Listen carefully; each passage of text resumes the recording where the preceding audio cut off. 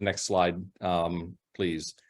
So I think most of you know that we have been doing this great work in partnership with so many states around the country, but we also have a very strong focus on policy work as well.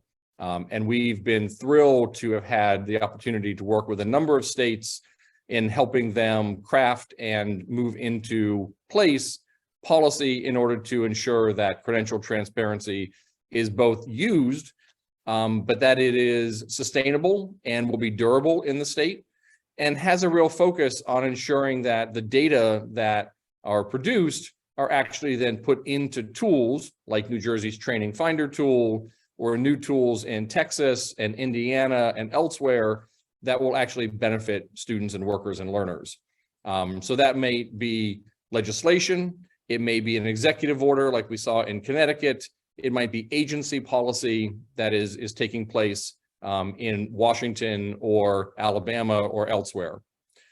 We've been thrilled that for the last several years, we've had a state policy partnership with a number of leading advocacy organizations, thought partners around the country, ranging from National Governors Association, National Conference on State Legislatures, National Association of Workforce Boards, Advanced CTE, National Skills Coalition. I don't want to try and name them all. I'll probably miss one, so I'll just stop there. But it's been a fabulous partnership. And they were the ones that actually helped us put together that state policy roadmap and action guide that Rachel referenced earlier, that states are now doing self-assessments against and understanding how they're progressing down this road to having open data.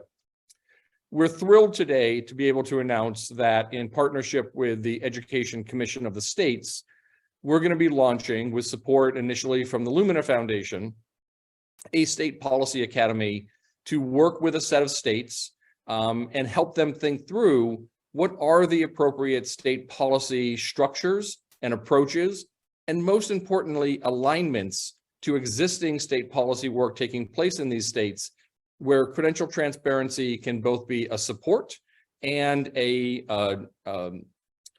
magnifier of the work that's taking place there.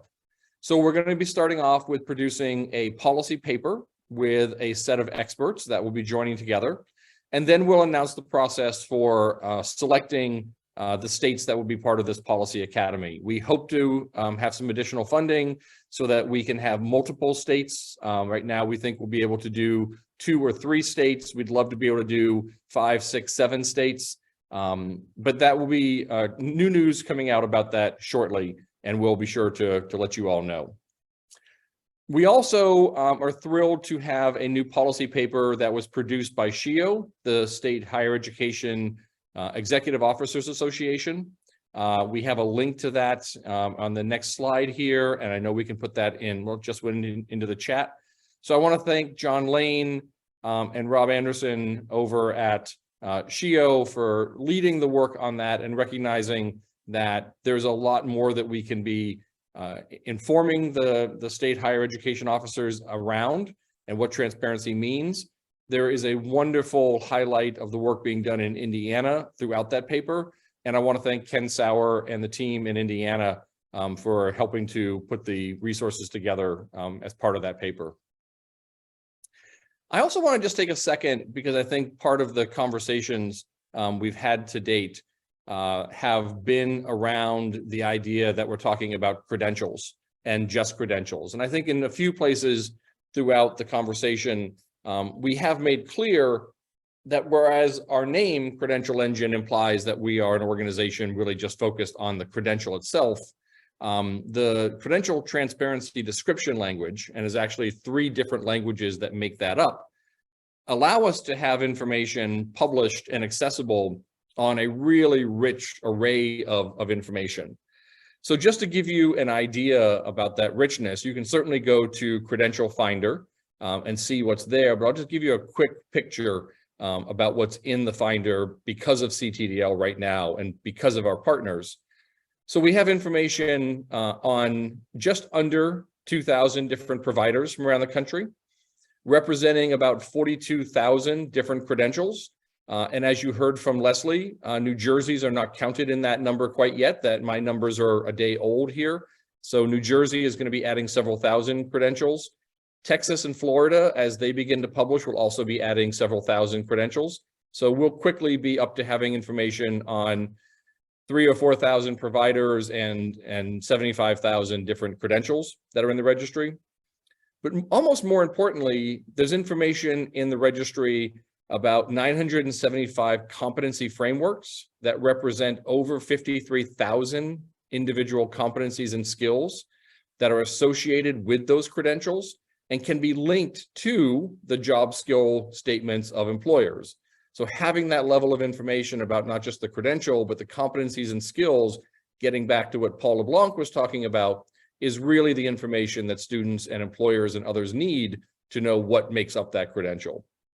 We also have information on about 14,000 different learning opportunities, or the individual classes and programs that help to construct the credential. About 6,000 different outcome measurements that have come in from eligible training provider lists or Indiana's return on investment work that they do. 660 different assessments that may be necessary in order to earn a credential or a part of a credential pathway. And thanks to the Kansas Board of Regents, who just published about 2,500 transfer value recommendations, we're beginning to have the ability to express how one credential is able to be transferred and the credit can be recognized into another credential. And as Aaron and Paul were saying, knowing that Southern New Hampshire is going to be taking transfers of credits from community colleges and having that information as open data just helps the whole system be more efficient and effective and equitable.